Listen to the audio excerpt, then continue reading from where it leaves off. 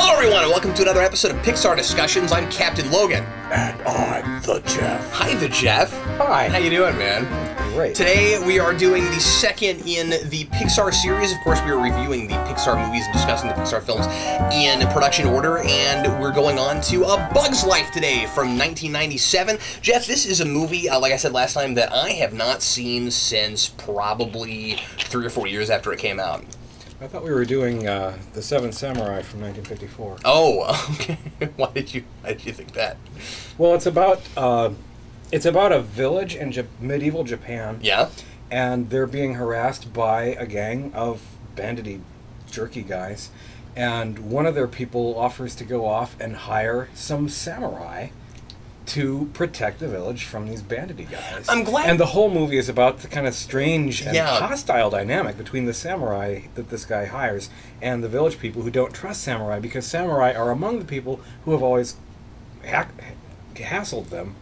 I'm glad you led with that, because Eric and I, Branko Eric and I were talking a couple weeks ago about this movie, and this is one of his favorite Pixar films. And I asked him, I said, for most people it's kind of down to the bottom. It's down to the bottom of the list. For me, I don't like it that much. And Eric said, well, but you have to understand, it's Seven Samurai. Yeah.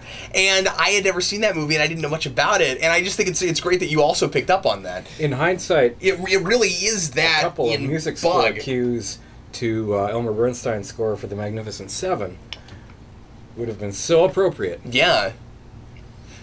So anyway, I just thought I'd mention that. They didn't quite go there, but they could have. So I don't know, maybe I would appreciate it more if I knew that, although, is it really good just because it's riffing on some other film? I don't think that makes a film good. No, I don't either. But anyway, so, we were talking last time a little bit about this, and you seemed like you liked this movie a little bit more than I did. Sitting down and watching it again together, what are your feelings on it just right after another viewing of it? Well,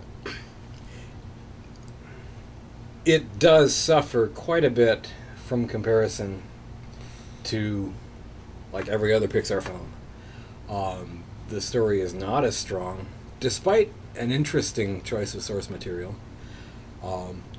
The way of presenting the story in this one, I think, is the weakest, in that it has so many places where, as we're watching it, I'm thinking, here's some exposition.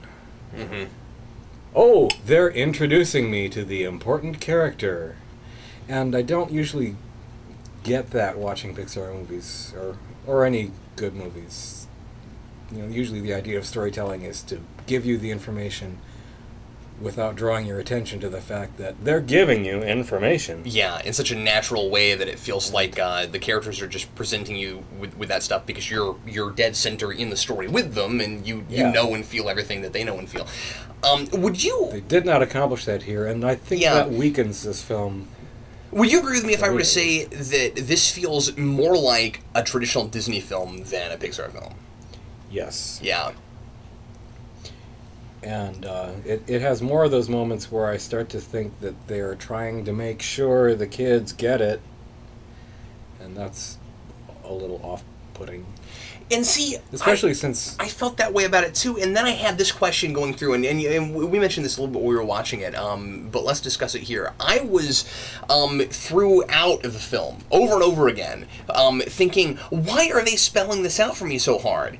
And then also thinking, this is being done with ants, and they're trying to do this kind of ant psychology, and the ants aren't very bright, and they're taught to not think and to be drone-like, and to all have to think with kind of with kind of a group mind and just do whatever the queen tells them to. Yeah, whatever the queen tells them to. So what I was thinking, don't do that again. So no, I'm just kidding. So what I was thinking was, sometimes I think maybe it's being spelled out for the audience like that, but then other times I wonder if it doesn't come off that way, but it's really trying to be played for humor. Yeah, well, they're not consistent about it. That's the problem. Sometimes they're making the point about mindless dronehood. Sometimes they're getting a laugh out of it. Sometimes they're trying to get a story turn out of it. Like the way the entire colony in 1.8 seconds goes from believing in Flick's idea with the mechanical bird to thinking it's a stupid idea.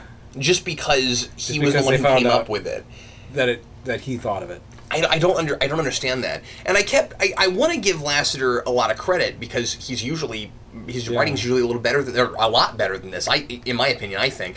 And so I kept wondering, am I missing an important thematic idea here that he's trying to relay to me that's falling flat? In that, like why does the ant colony I get that I get why they don't believe in him before, but they buy that this bird thing is going to work. Is it they only buy it because somebody from the outside comes in? And I mean, is that the idea? Yeah, to my eye, and the thing that gets in my way a lot in this movie is the inconsistency. That sometimes you get things that happen and you can see why they happen and it makes sense that they happen.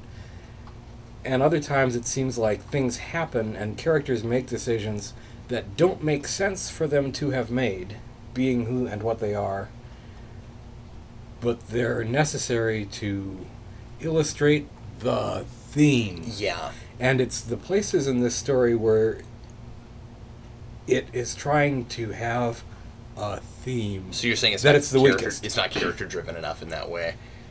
There are stretches of it that are perfectly character based and work great. I think so too. And they're a lot of fun.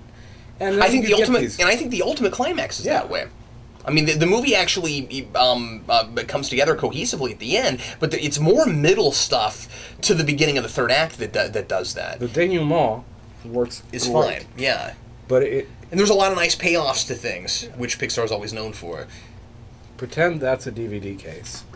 Yeah. But I mean, it's the places where they're trying, where it feels like they're sort of trying to say something about individual thinking and conformity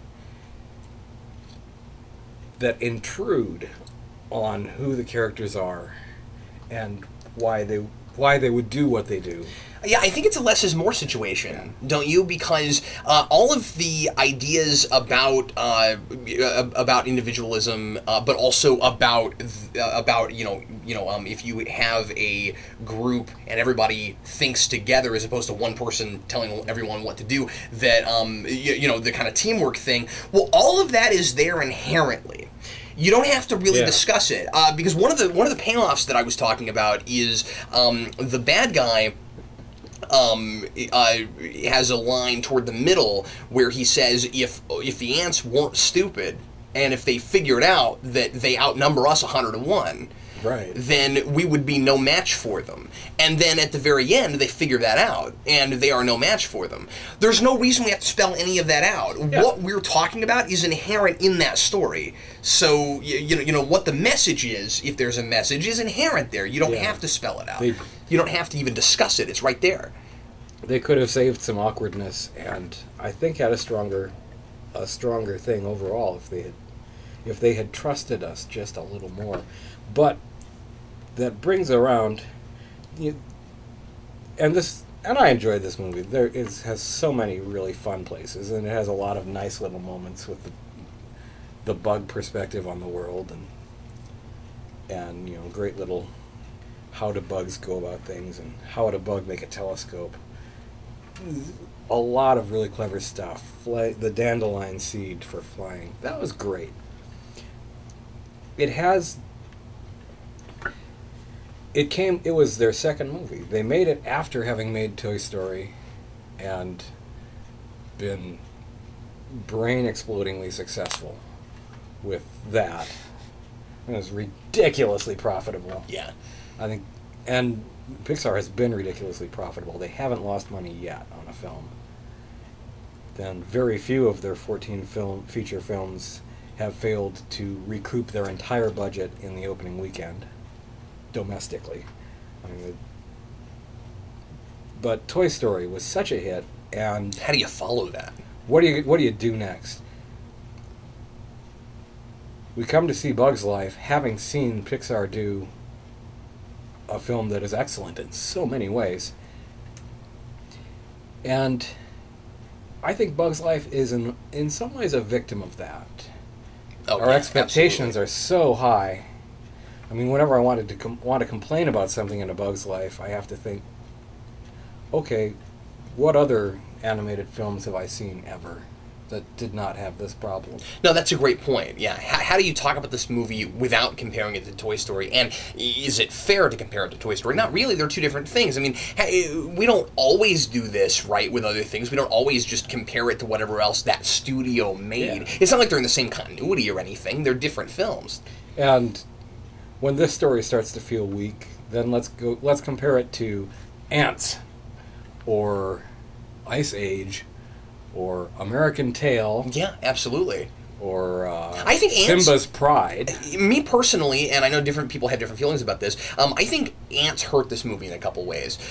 They both came out the same year. I want to say the same year. The same year. If not real close. And I saw both of them the same year, and I liked Ants better. And I think part of the reason... Now, I'm not going to do a lot of comparing right now because it's been a long time since I've seen it, so I might have different feelings later, but I was hoping I would have different feelings about this watching it again, and I didn't. I still didn't like it as much as I was hoping that I would. I didn't hate it, I just thought it was average. Comparing this to Ants, I thought that movie was more thoughtful and more clever with how it dealt with the world of the ants and with the mindset and the psychology of the ant colony. This does it, but somewhat generically and a little bit halfway in comparison. I thought that was more consistent with it, or at least that's how I remember it. I would have to watch it again to be sure. I'd put it this way. Ants does what Toy Story did, and Bug's Life doesn't. Oh, you think? Bug's Life tells a story, always keeping in mind that we're telling a story to kids that kids have to get. Toy Story just tells a story, and the kids are along for the ride, and there's enough stuff in there that they will enjoy, even if they don't get all the subtleties or anything. Ants tells a story and is never self-conscious about its being marketed to the kids crowd. And in fact, I would make the argument that Ants even went farther than Toy Story, and that it tried to be a little edgier and be more for adults. Yeah, and for some reason, the Pixar guys got bitten by a bug and said, okay, now we're making a movie for kids. You know what I wonder? And the moments Sorry, in this go ahead. movie that feel that way are the disappointing ones. This is utter speculation, and doing some research and watching some bonus things or whatever. The answer to this might be out there, but just as you said that, I was thinking, I wonder if they didn't reel way back some of the things they wanted to do in this movie, or some of the things they might have done in this movie if it hadn't been for the situation they had at the beginning of Toy Story, where that movie got dark and cynical while they were making it, and they had to pull back and figure out how to make it more lighthearted while still telling a good story and making those characters come alive and feel real. And I think there may be some of that. I wonder if there's some of that going on here, where they just don't go far enough, because after all, you're talking about being at the bottom of the food chain, and like that would be a very violent, horrible existence. And Ants captured that while still managing to have some joy in it. And this movie has all of the joy, but not enough of the stakes. So when you get, I mean, the stakes are there. We know what will happen to the ants by the grasshoppers, but I feel like they're being really careful not to be too scary with it. And then you get to the end, and when the bad guy finally gets eaten by the chirping birds, by the chicks in the bird nest, I find myself suddenly thinking that is rough for this movie, and it shouldn't have been. But I was like, wow, now you guys are going farther even than I thought you would, given how kind of reserved you've been. They've been holding this back the whole time. I felt like maybe there were some pulled punches. What do you think? Yeah, in some ways, but it's not the shying away from the violence, or holding back from actually hurting people or gore that. Yeah, I'm not sure. I'd say there should have been gore, but it's the ways in which the storytelling in this one does not trust the viewer to get it. And again, you don't think that that's all just the ants having to have things spelled out to them. Yeah, okay. I think there is some spirit in here of, we're making sure that this doesn't go over your head, And in case you're stupid or a child. And what's interesting is it's the only one of these that does that. Yeah, they never make that mistake again. Thank heavens. No, they really don't. Well, what works about the film? Visually, it is a noticeable step forward over Toy Story. Oh, do you think? Oh, yeah. Wow, I didn't have that experience with it. I mean, I thought it looked good, but there were some things that I thought looked maybe a little bit under-detailed. There are moments in the scenery that struck me that way, but and especially remembering that all the characters in Toy Story, except for that dog and the brief glimpses of a few humans, are all plastic, injection molded, inanimate objects. That's true. All of the characters in Bug's Life were organic life forms. They all have to have much more detail than any of the toys had to have to start with. So it's immediately more ambitious. So it is more ambitious. They spent a lot of budget. This had 4 times the budget of Toy Story. Well, I didn't know that, really. $30 million for Toy Story and $120 million for this. My goodness, I didn't know that. Yeah. Well, you think about it. They made the money. They could afford it. Toy Story was really careful to keep much of its scenery indoors. Exactly. They had all these exterior shots. They had to deal with trees. They had to deal with plants on a not a microscopic scale, but on a very small scale. And they spent a lot rewriting. Not completely rewriting, but they spent a lot working their ray tracing and computer software to get light scattered off of surfaces inside the outside of surfaces for the skin, for the bugs, and for the water droplets and for things like that. Of course, now they've got masterfully figured out these days. They tried that. They first tried that out in the short Jerry's Game, which was the cartoon for this movie. Yep. They have cartoons in front of them. Still one of my favorites. Yeah. By the way, I should mention now probably and interject this that Jeff and I plan on reviewing the shorts also. We decided not to do them. This will come. We decided not to do them within these reviews just because the DVDs that we have don't always have them with them, but we've got the shorts collection, so we will review those eventually. But anyway, go ahead. Spoiler alert. But Jerry's Game, that's one of my favorites. That was my favorite for a long time, and then the Snow Globe one came along, and I like that. I like that one a lot. The Snow Globe one was older. I know, but it was shown in front of a film at the theater that came later. Yeah. Yeah, because the Snow Globe one was one of the ones I saw before Toy Story even came out. Yeah, that must have been made in like 88, 89. Back when Bobby McFerrin was exactly affordable. Which is maybe one of the reasons I like that so much, because I really like Bobby McFerrin. Anyway, what we were talking about, Bug's Life. The other thing they did on the technical side for this movie that was a big deal from the making it standpoint is finding ways to animate a large crowd of ants.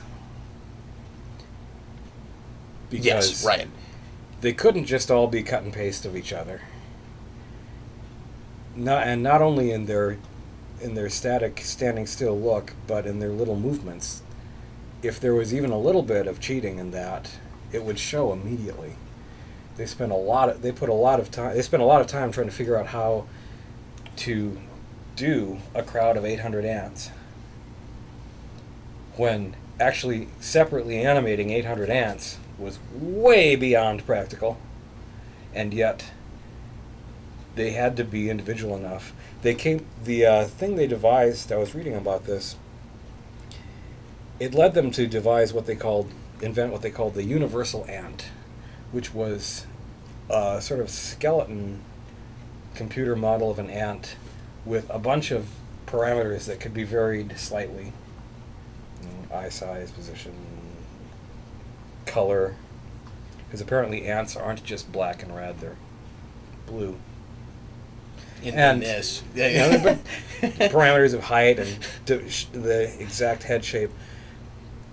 And this was the same technique that they revisited and upgraded drastically when they finally had to deal with humans in Incredibles. Yeah. Oh, really? Okay. Speaking of humans, there aren't any in this? Ants have 6 legs. Yeah.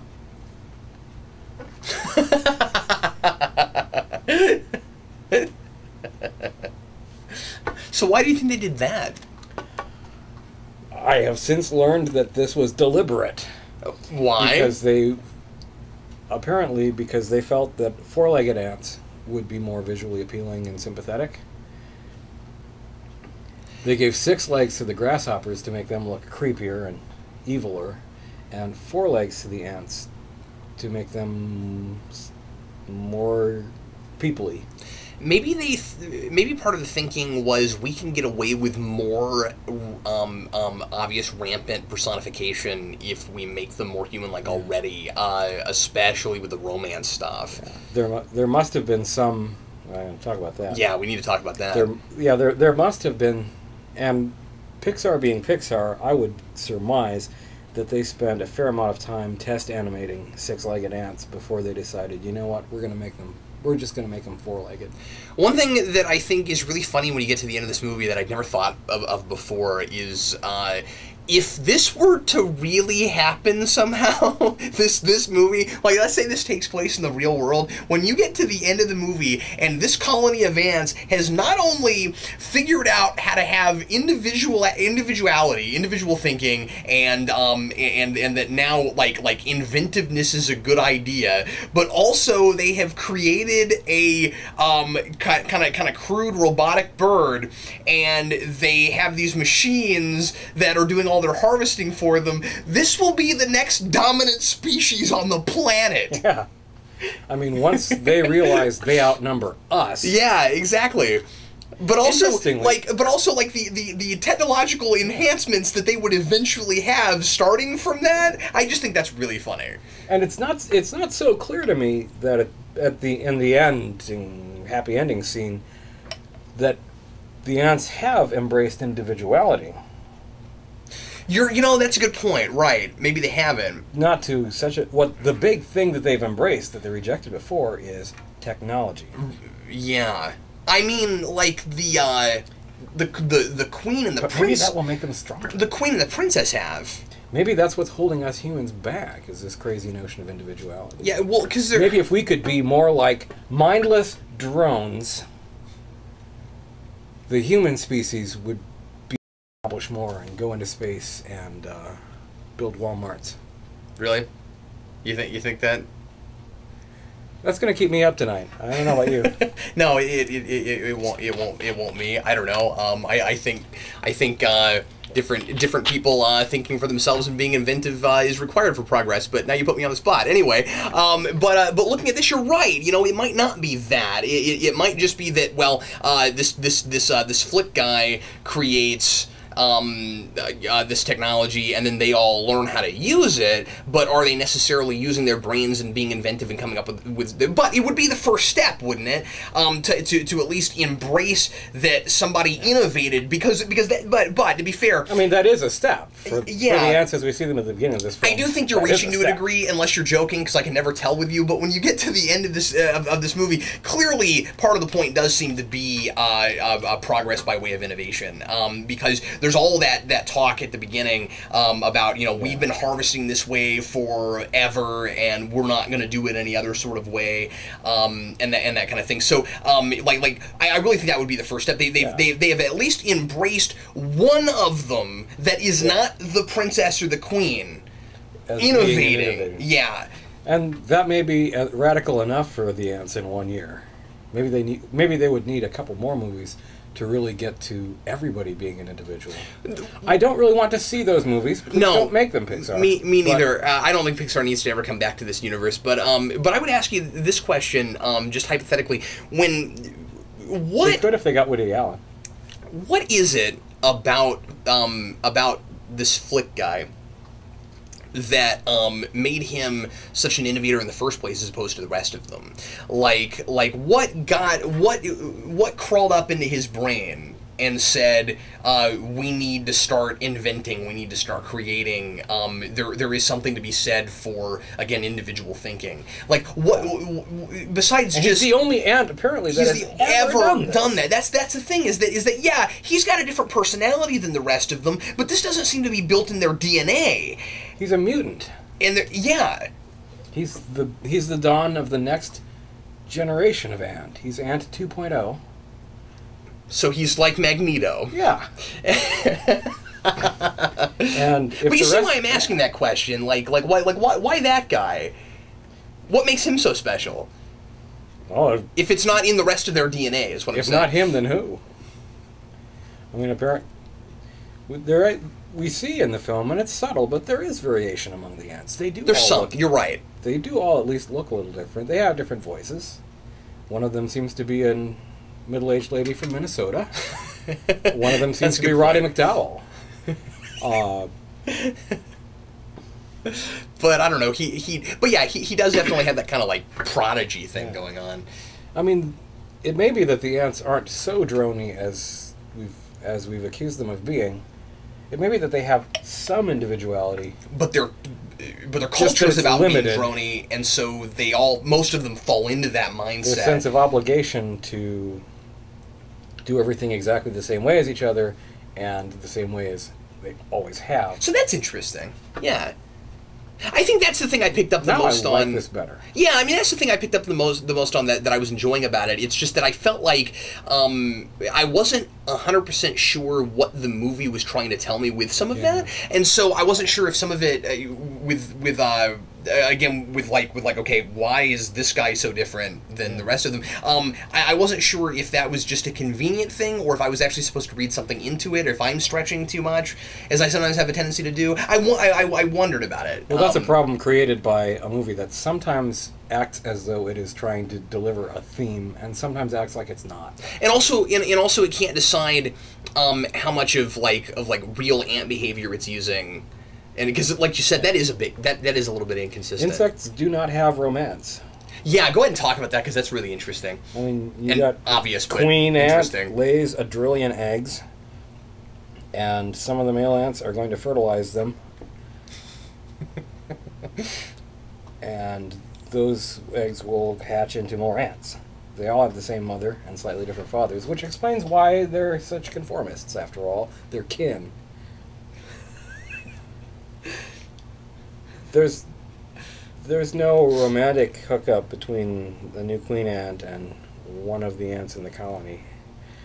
And ants, these kind of colonial sorts of insect life, usually, entomologists feel free to flame me here, but generally workers and drones are separate. Well, that's the reason I say that perhaps some of those choices, like the 4 limbs, were for the sake of more of human personification. Yeah. That would be the big behavioral anthropomorphization. Wouldn't it have been a lot more interesting? Just try to say that word, okay? Before you laugh at me, just try to get that out of your lips. Wouldn't it have been a lot more interesting if they had attempted to integrate more of that stuff? Yeah. Instead of doing more of the kind of typical, we have to have a romance in it because it's an animated Disney film. I mean, think about it. Toy Story didn't rely on that. There wasn't a romance in Toy Story. It's not at all clear to me that this story needed that. Woody had a girlfriend, but that was really minor in the background. Refreshingly so. And I'm with you. I don't think the story necessarily needed that. And then again, it feels like something they stuck in because you got to stick this in. I don't know because Pixar was still Disney in this phase, and it's got a princess, and so she is technically a Disney princess. Yeah, and I want to see her. Forget about Merida, man. I want to see Princess Ada next time I'm in Sodom and Gomorrah. When the next time they put out like one of those collections of dolls of the Disney princesses, they really need to make that ant. I'd like to compliment Pixar on their great humanitarian decision not to give her a song. So anyway, I feel it in my antenna. Yeah. Oh man, I really thought that sentence was going somewhere else. So Voice acting in this is phenomenal as always. Yep. All-star cast is really up there. Kevin Spacey as the evil grasshopper, which is fantastic. Yeah. I love Kevin Spacey, and I love him a lot more when he's playing a bad guy. And I will say it one more time: if you haven't seen House of Cards yet, you need to. It's fantastic. But anyway, so I really like Kevin Spacey in this, and the guy who plays Flick, I'm always forgetting his name. Foley? Dave Foley, thanks. Former Kid in the Hall, Dave Foley. So I grew up a little bit on Kids in the Hall and knew him from that. I also saw his sitcom in the early 90s, and I'm spacing the name of that right now. I don't know. News Radio. That's News Radio. Right. And yeah, so I always liked Dave Foley. And Kevin Spacey, the name of it. And 2 minutes into this, I was like, "Wow, I didn't realize that was Dave Foley." Like a lot of these things when you see them when you're 14 or 15 when they came out, or that's how old I was. And then you get older and you go back and you look at these. There's a lot of things I picked up on that I didn't know about from before. Also, we've got David Hyde Pierce as the stick bug, and he's hilarious and doesn't get nearly enough to do. No. Which is part of his character's gag. That's true. He is hilarious, and he doesn't get anything interesting to do. That's a good point. He, of course, was huge. I'm a prop. He, of course, was huge at the time on Frasier. Yeah, Frasier was his show. We also got Julia Louis-Dreyfus. Yep. We got Phyllis Diller as the aging queen. One of her last roles. Really? One of the last things she did. Roddy McDowell, always worth hearing. Did you find yourself wondering, you mentioned the aging queen, did you find yourself wondering how long these ants live? And I kind of like, one thing I really enjoy about it was the ambiguity of how much time passes. Because you don't really know how much actual time passes versus the real world. They're really careful to keep everything in that, like you said, semi-microscopic universe, so you don't see anything outside. There's a couple of shots where they'll show you like a trailer so that you can get a sense of like what of civilization exists around these small encampments. But Reese's Peanut Butter Cup wrappers. And that was probably the thing I enjoyed the most about the movie were the little encapsulations of like how they made furniture and just all those fun little details of this small world. And I felt like all of that mushroom lamps. All of that was incredibly consistent. Yeah. I thought, where the scale always seemed the same, and that was something Toy Story does to a degree too, because all of those characters are also living in a smaller world, but this is much smaller. So in a way, this is sort of the next step. The correct next step is we've done a little bit of that with a small scale, but then we had humans in that movie and we went that big. So what would it be like if we did Toy Story again, but we actually stayed in that, but we made this a building, that sort of thing. And the Pixar crew, always very careful about things like this. Almost these objects, if you go reality check the size of an ant, the size of a matchstick, the size of a coffee can, if you check them on it, you'll find that in general they are either dead on right about the scaling or pretty close. I wonder if their ants they care about stuff like that. And they're more consistent with the visuals than they are the story. That's part of the problem with the movie for me, is that they seem to concentrate a lot harder on the visual element and the aesthetic. But I also wondered, and I've not compared lately, so tell me if you know. I wondered if the ants weren't a little bit too big in comparison to the grasshoppers. Maybe. I think I think when you compare them to real grasshoppers, I think that here they were like 2 or 3 times too big. Yeah, I think they did cheat on that.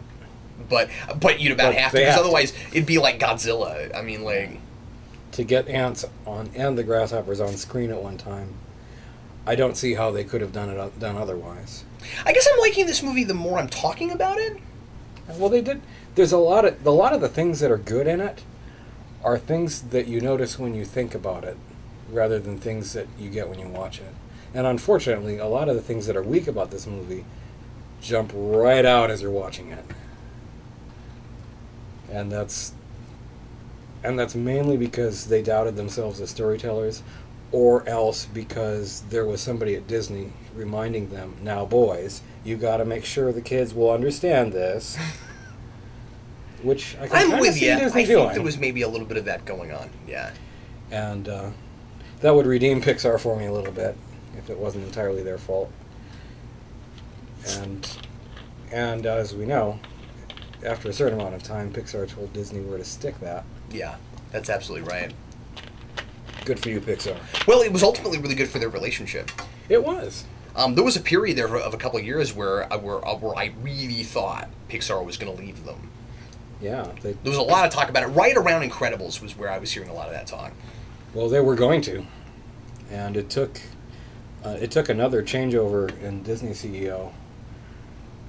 And Disney CEOs for Disney Corp to realize just how ood-scray they would be if they allowed Pixar separation to happen. And rightly so. Yeah. They were not wrong about that. It may have saved the company, I don't know. But it was a fun movie. I love the blooper thing in the credits. This is the first one to do that. And then they've done it a few more times since. Yeah, they did it a few more times, and then they stopped doing that because it wouldn't be funny if they kept doing that forever. Yeah. Which is another sign of intelligence and maturity from these movie makers that not all movie makers display, sadly. Yeah, and sometimes I think they put them, correct me if I'm wrong, I think sometimes they put the blooper things in the credits and sometimes they did them but made them like bonus features. Right. Because I watched Monsters, Inc. again the other day, and they... No, that wasn't it, yeah, because... And Monsters, Inc. has a blooper reel, but they didn't put it in the credits. No, that's in the bonus features. But it's like the same length as this one, Yeah. so it could have been in the credits. I wonder if they didn't do that, thinking about putting it there, and then they changed their minds. I don't know. But and there are actually two sets of bloopers On this? that they made for this movie. I didn't know that. Yeah, they when they released the film, and some releases had one, and some releases had two. So you watch it on the DVD, and you get one of them, whichever one it is, and somewhere there in the bonus features, the other one is. But they made two. Interesting. Well, Jeff, I gotta tell you, I've been sitting here racking my brain trying to remember what was third, and I should have looked it up before the video, and I totally didn't. Do you know? Isn't it? Is it not two? Toy Story 2? That's kind of what I was thinking. I know Monsters, Inc. was 2000. Yeah. So it can't be that. Because this was 97. 98. They didn't have... No, this was 97. 97? Yeah. So I'm sure they didn't have 3 years in between. Did they? 97. Well, they may have. Well, we'll look it up. I don't remember. So I'm sure it's one. It's either Toy Story 2 or it's Monsters, Inc. It's one of those. I think. My money's on 2. I think you're right about that. But I'm not 100% sure. Well, anyway. Speaking of 100%. Yes. You mentioned last time that you thought that Toy Story 1 held and still holds a 100% rating on Rotten Tomatoes. That's right. There's one other Pixar film that does. Is it Toy Story 2? Toy Story 2. Wow. Bugs Life, 99.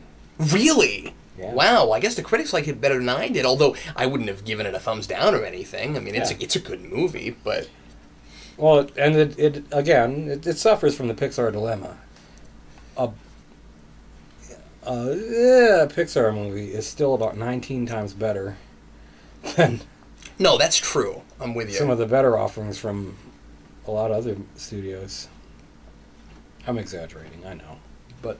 Well, especially given that, like, Ants was totally out of left field and I liked it better. Yeah, the bar is so high. Yeah, and then, that was the problem with it.